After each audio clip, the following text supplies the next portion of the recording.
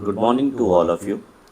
Today we will see the recent judgment of the Supreme Court, in which the Supreme Court said that no timeline on President, Governor to give assent to bill. अब ये particular case क्या है और इसमें हम कुछ महीने पीछे का जो जजमेंट है सुप्रीम कोर्ट का उसको भी देखेंगे और उसमें देखेंगे सुप्रीम कोर्ट ने क्या कहा है और आज जो जजमेंट आया हुआ है इसमें सुप्रीम कोर्ट ने ये यूटर्न कैसे ले लिया, हम इस पूरे जजमेंट को समझेंगे। ओके,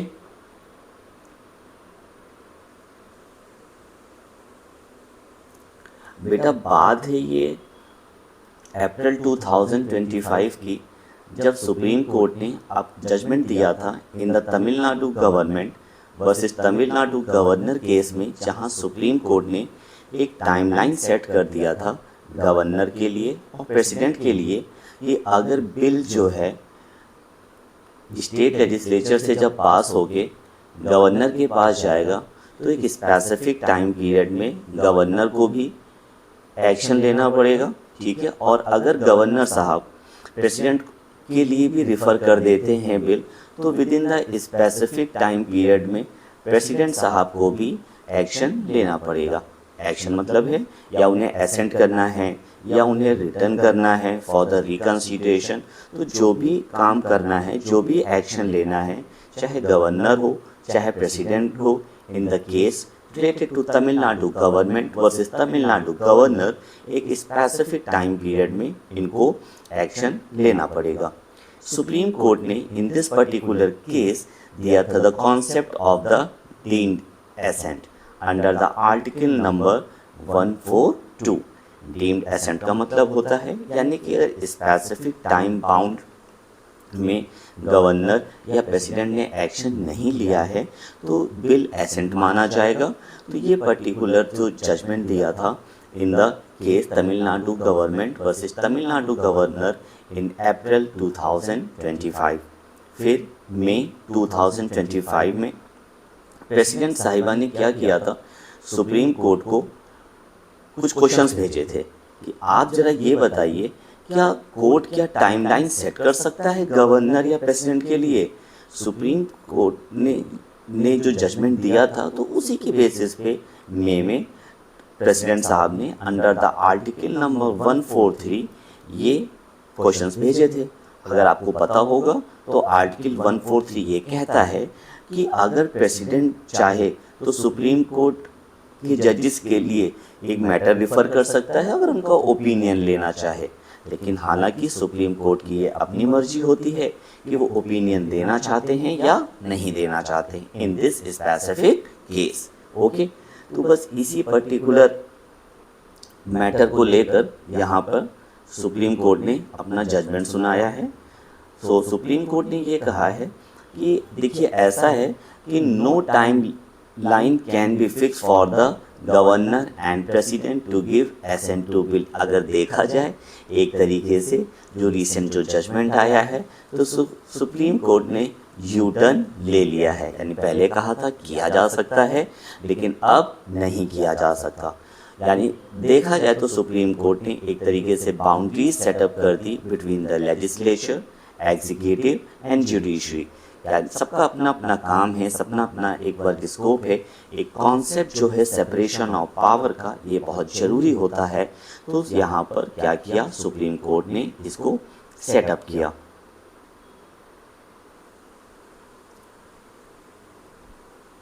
सुप्रीम कोर्ट ने ये भी कहा है court cannot prescribe a rigid और universal number of the days for the governor और president to act on a bill.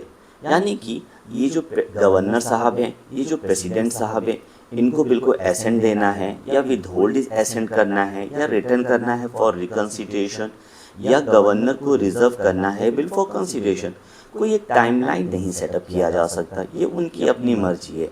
हालांकि अगर आपको कॉन्स्टिट्यूशन अगर आपने पढ़ा हो तो आपने ये भी देखा होगा कि कॉन्स्टिट्यूशन के किसी भी आर्टिकल में ना गवर्नर के लिए ना प्रेसिडेंट के लिए ऐसा कोई टाइमलाइन सेटअप है।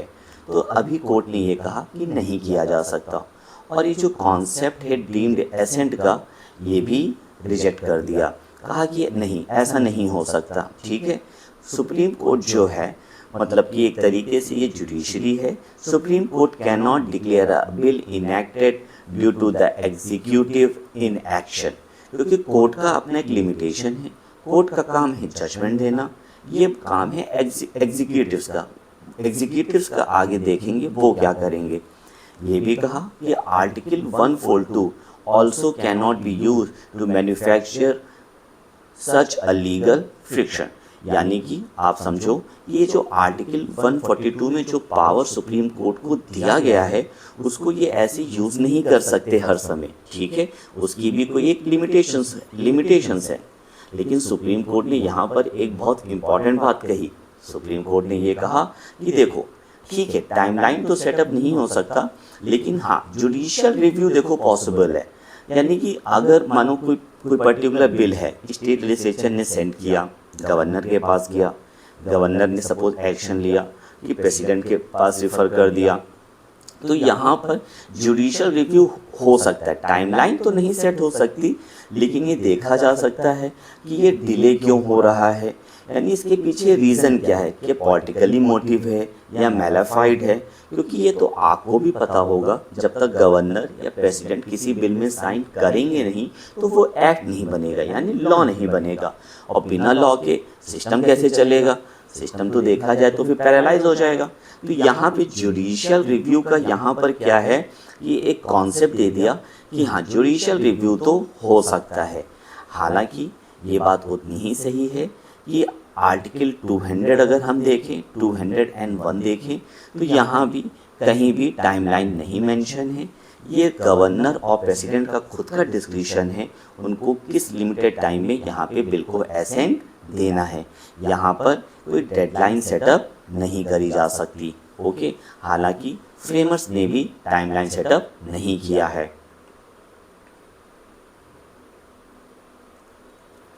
तो यहाँ पर सुप्रीम कोर्ट ने आर्टिकल 142 की कुछ लिमिटेशंस भी सेटअप करी।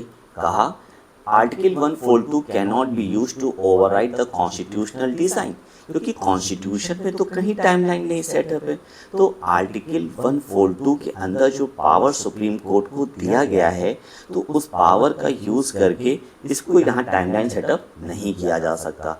And court also can not create the deemed assent. Okay, deemed assent मतलब मैंने आपको बताया था कि अगर एसेंट नहीं करेंगे गवर्नर एंड प्रेसिडेंट साहब, तो बिल माना जाएगा कि ये साइन हो चुका है, यानी एसेंट हो चुका है और एक्ट में कन्वर्ट हो चुका है।